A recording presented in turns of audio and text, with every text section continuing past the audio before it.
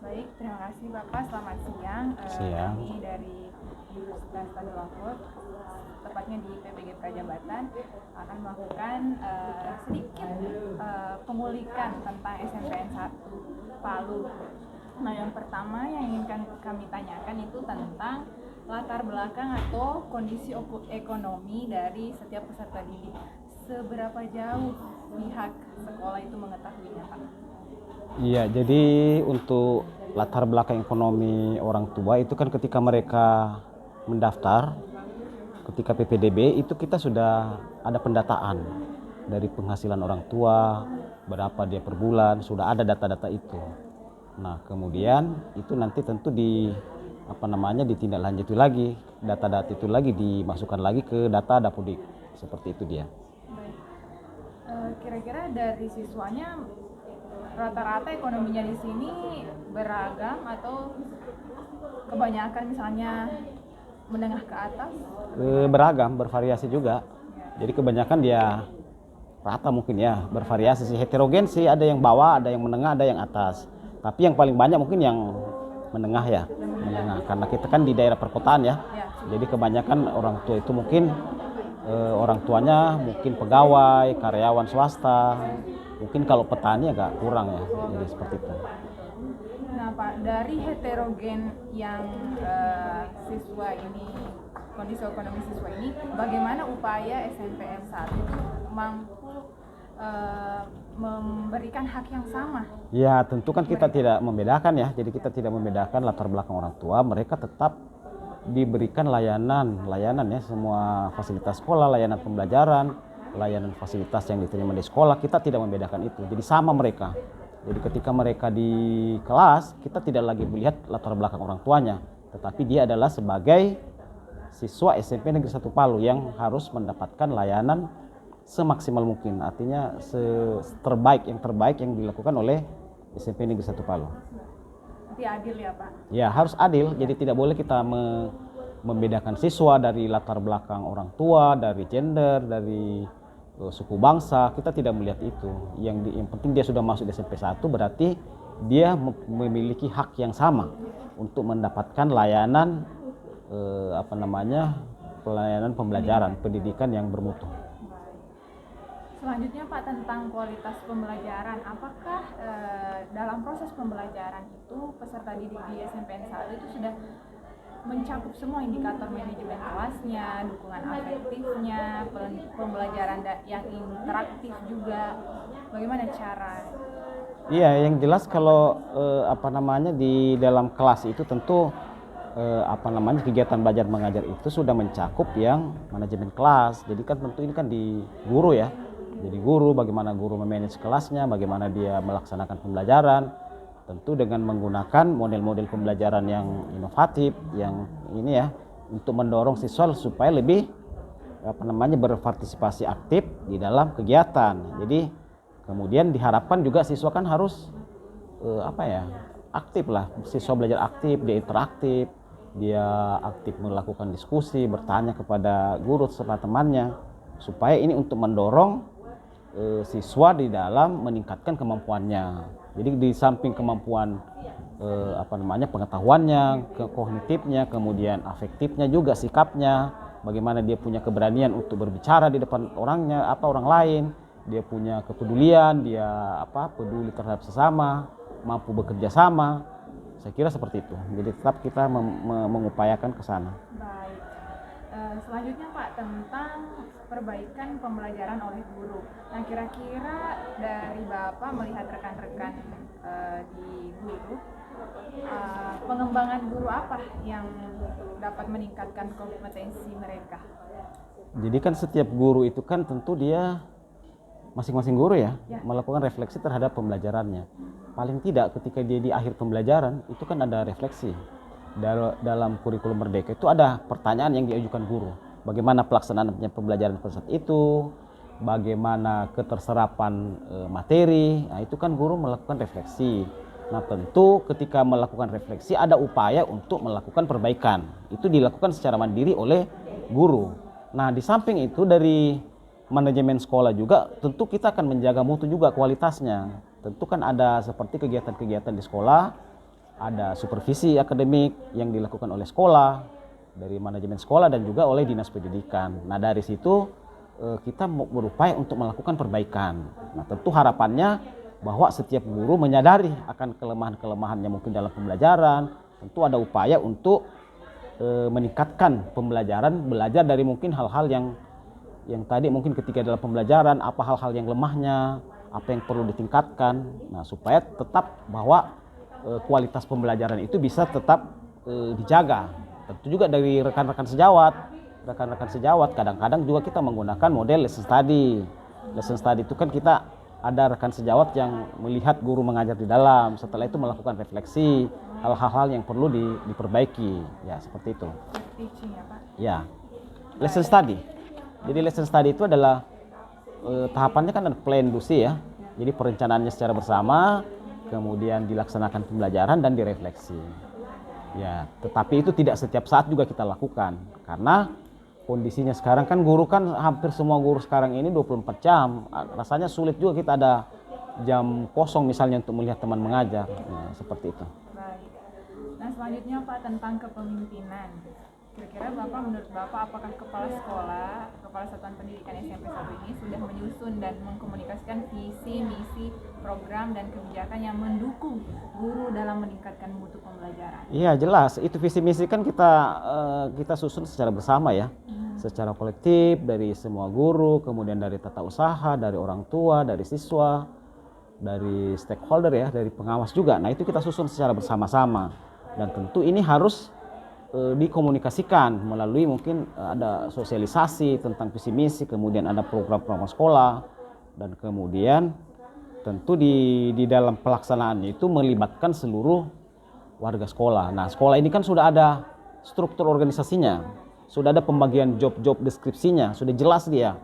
Misalnya untuk bidang kurikulum, nah apa dari visi misi sekolah itu apa dia yang kurikulum yang kerjakan, kesiswaan, kemudian apalagi sarana prasarana, humas. Nah semua itu bekerja, jadi kepala sekolah memang sebagai top manajer di sekolah melakukan pemantauan, mengkoordinir apakah keterlaksanaannya itu sudah sesuai, apakah ada kendala. Nah kalau ada kendala tentu kan kita harus melakukan evaluasi untuk perbaikan seperti itu ya. Jadi beliau sudah mampu untuk mengomunikasikan dan melaksanakan sekaligus melakukan pengawasan terhadap keterlaksanaan visi misi di dalam rangka untuk meningkatkan mutu pembelajaran. Baik.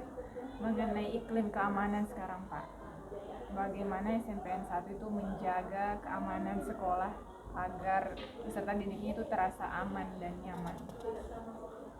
Yang pertama tentu di sekolah itu kan ada tata tertib ya. Guru ada itu seperti itu, lihat itu kode etik tenaga pendidikan, ada guru juga ada di sana guru, siswa ada. Nah itu kan semua yang mengatur untuk setiap warga sekolah untuk tetap menjaga lingkungan yang kondusif di sekolah.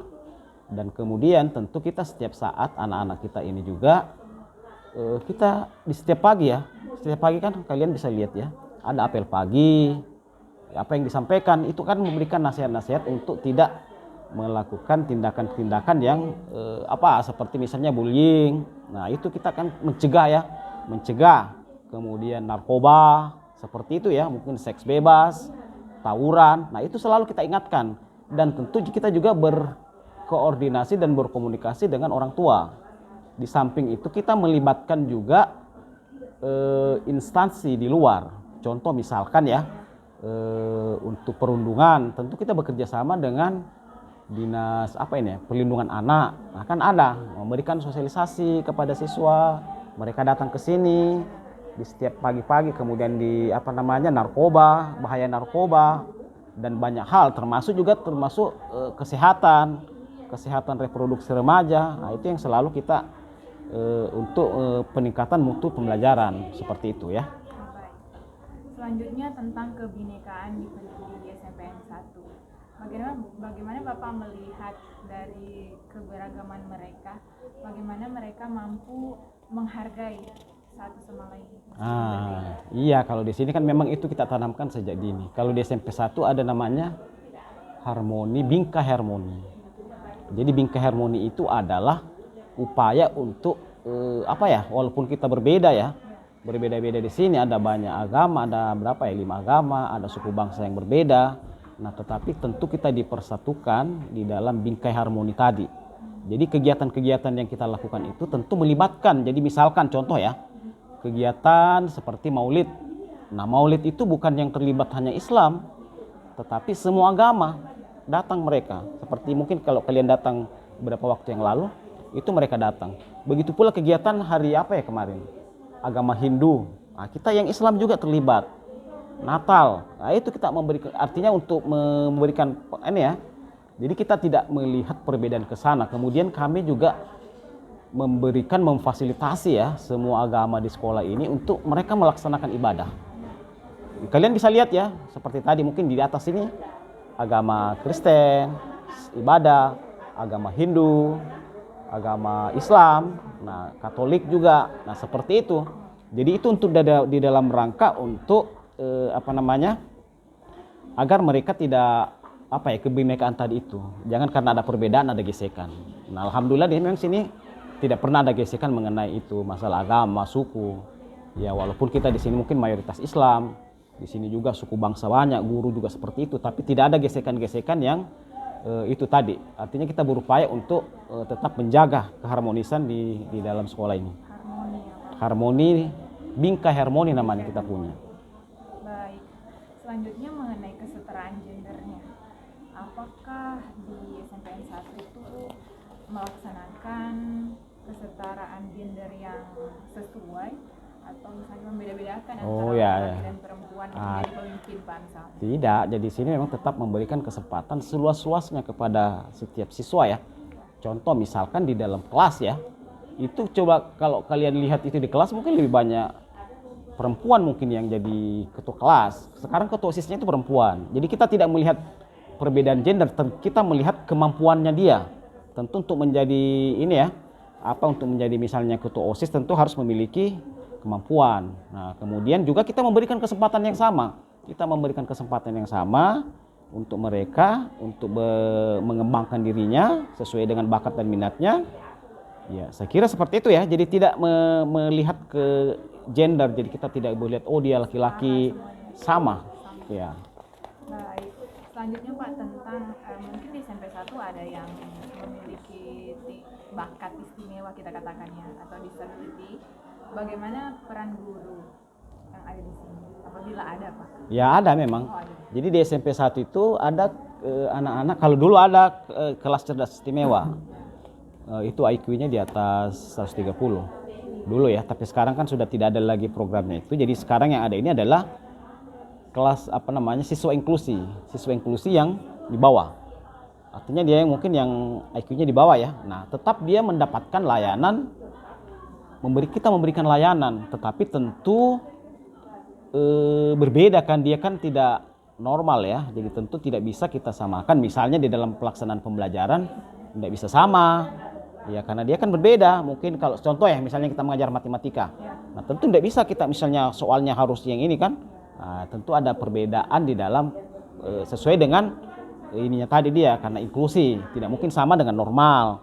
Tetapi kita berupaya untuk memberikan pelayanan yang terbaik. Begitu pula anak-anak cerdas istimewa yang mungkin walaupun sekarang mungkin kita tidak anak-anak yang cerdas itu mungkin hanya kita lihat sekilas ya, dia pintar ini. Nah, itu yang kita dorong dia untuk mengembangkan mungkin di kegiatan di lomba-lomba, kita bimbing dia menjadi di lomba-lomba OSN misalkan, lomba-lomba KIR. Nah, itu kita dorong dia ke sana seperti itu ya. Jadi tetap diberikan ruang untuk mereka berkarya.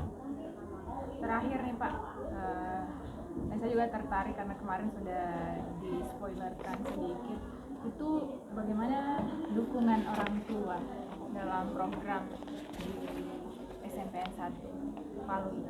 Ya, kalau dukungan, kalau saya bilang ya sangat luar biasa ya. Jadi semua kegiatan di sekolah itu kita melibatkan orang tua. Misalnya dalam kegiatan-kegiatan keagamaan, kegiatan kerja bakti, ada semua melibatkan, termasuk di dalam pembenahan kelas. Mereka kita libatkan. Mereka sangat memberikan peran yang luar biasa. Di SMP 1 punya nama paguyuban orang tua itu namanya Molibu. Nah, Mulibu itu bahasa sini ya, bahasa Palu itu adalah perkumpulan orang tua. Seperti yang diceritakan Ibu Kepala Sekolah kemarin, jadi Mulibu itu adalah seperti misalnya ada pesta ya, pestanya orang di Palu ya, orang Kaili ketika ada pesta kan, ya di kampung-kampung kan biasa orang bawa beras, ada yang bawa itu kan seperti itu. Nah itu yang kita jadikan, kita tarik dia ke sekolah. Nah sehingga orang tua jadi tidak juga ada pemaksaan ya, misalnya untuk membenahi kelas. Ya mungkin ada orang tua seperti ya misalkan ya, di sini ada mungkin yang menyumbangkan AC. AC itu kan harganya mahal sampai 5 jutaan ya. Ada mungkin yang tidak, jadi tidak ada paksaan. Kita tidak memaksa. Seilhasnya mereka, yang penting untuk kepentingannya, kepentingan sekolah dan kepentingan anaknya mungkin ya, supaya anaknya nyaman. Jadi sangat luar biasa, baik dukungan material maupun moral seperti itu. Jadi kalau saya lihat, nah ini mungkin yang keunggulannya SMP 1, keterlibatan orang tua sangat luar biasa. Sehingga kepala sekolah menyampaikan kemarin open school ya. Jadi orang tua itu terlibat kegiatan di sekolah. Jadi mereka datang ke sekolah, melihat anaknya bagaimana belajar, bagaimana berkegiatan. Nah itu kita buka supaya memberikan dukungan ya, memberikan dukungan. Ya, saya kira itu saja. Sangat patut dicontoh ya Pak, keterlibatan orang tua. Baik Pak, terima kasih atas waktunya. Sekian dari kami. Assalamualaikum warahmatullahi wabarakatuh. Waalaikumsalam warahmatullahi wabarakatuh.